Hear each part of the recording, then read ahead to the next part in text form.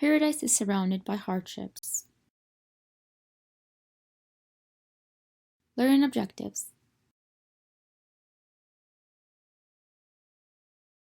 Assalamu alaikum, my friends. Welcome to a new lesson about the Hadith. Paradise is surrounded by hardships. This Hadith carries within it a wealth of information and lessons. Let's begin. The Hadith, as narrated by Abu Hurairah, goes as follows. The hellfire is surrounded by all kinds of desires and passions, while paradise is surrounded by all kinds of disliked, undesirable things. The first part of the Hadith means that paradise is surrounded by things that the soul finds difficult and burdensome. This is because the truth is often burdensome to our souls. If we get past this discomfort and push ourselves to perform our duties and avoid forbidden actions, we will then reach paradise safely. A Muslim does not enter paradise easily. Rather, he must resist sins and perform acts of obedience despite their difficulty, until he enters paradise by his permission. An example of a difficulty someone may experience is if they feel reluctant to make wudu and pray during harsh winter days, or if they are really tired. Another example is if someone feels burdened by Fajr prayer because they hate leaving the comfort of their warm bed. However, if they push themselves and pray Fajr despite the difficulties, they will be rewarded for their effort. The act of jihad, or persevering for the cause of Allah and fighting against attackers, is a challenge for people. This is because it may lead to death or injury. This is evident in Surah Al-Baqarah when Allah Almighty says, Bismillah ar-Rahman ar-Rahim, fighting has been made obligatory upon you believers, though you dislike it. Perhaps you dislike something which is good for you, and like something which is bad for you. Allah knows, and you do not know. Jihad for the sake of Allah Almighty in defending religion, honor, or home is challenging for the soul as well as for the person themselves. When a person pushes past the challenges and does what Allah asks, even if they dislike it, it becomes a reason for their entrance into paradise. Allah Almighty says in Surah Ali Imran, Bismillah ar-Rahman ar-Rahim, never think of those murdered in the cause of Allah as dead. In fact, they are alive with their Lord, well provided, rejoicing in Allah's bounties and being delighted for those yet to join them. There will be no fear for them, nor will they grieve. They are joyful for receiving Allah's grace and bounty, and that Allah does not deny the reward of the believers. Another example of a hardship is advocating for goodness and forbidding wrong things. This can be difficult. This is because people usually don't like to interfere with the lives of others, but the reward for advising people to be good and advising them away from the bad is big.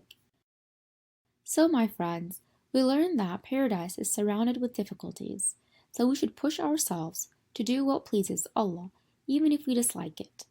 When you compel yourself to obey Allah Almighty, you will become accustomed to it. The other part of the Hadith states that the hellfire is surrounded by all kinds of desires and passions. Falsehood and sins are often appealing to the human soul, and some people are deceived by the pleasure of the disobedience and fall into it. This may lead to the hellfire. An example of a sin is drinking alcohol. It is an act done by the weak-willed, despite it being harmful and forbidding. Continuing to drink may lead to other sins and ultimately to hellfire. Alcohol is destructive to the body and can impair the mind, so it's important for Muslims to avoid it, along with pork meat and everything else Allah has forbidden.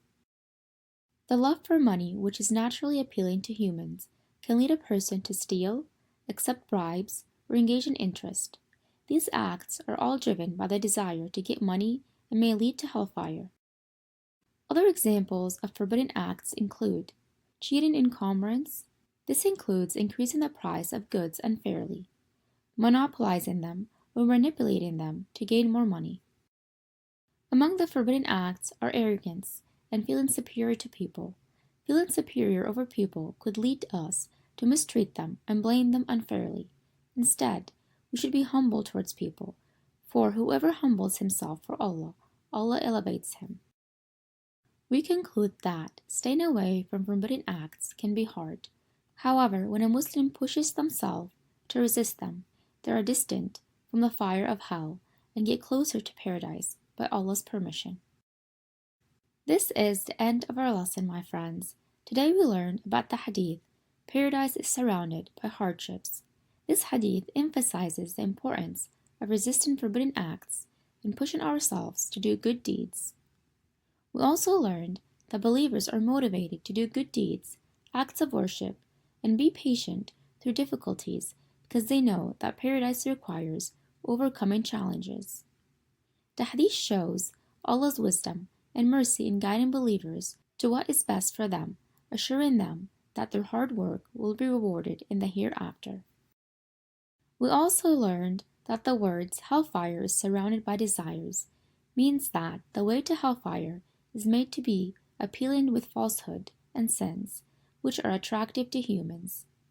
Therefore, it is important for Muslims to resist these desires and forbidden acts, like not praying, drinking alcohol, eating pork, cheating, stealing, taking bribes, and being arrogant, so as not to enter hell.